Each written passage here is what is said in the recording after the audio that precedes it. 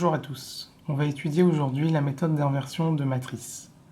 Alors, on va étudier la méthode générale pour inverser une matrice et je vous invite à regarder ma prochaine vidéo dans laquelle il y aura un exemple qui permettra d'expliquer et de bien visualiser comment on inverse une matrice. Pour pouvoir inverser une matrice, la première étape est de vérifier que cette matrice est inversible.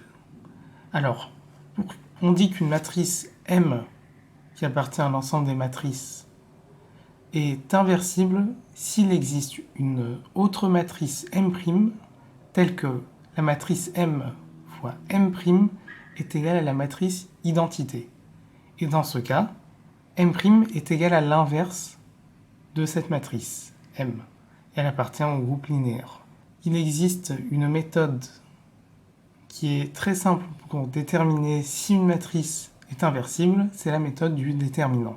Il suffit de calculer le déterminant de la matrice M, et si ce déterminant est non nul, alors cette matrice est inversible.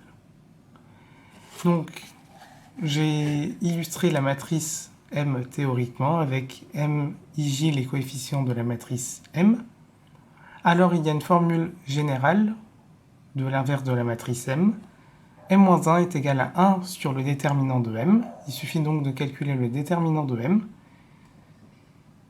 fois la transposée des déterminants qu'on va noter MIJ des comatrices associées multipliées par moins 1 fois I plus J.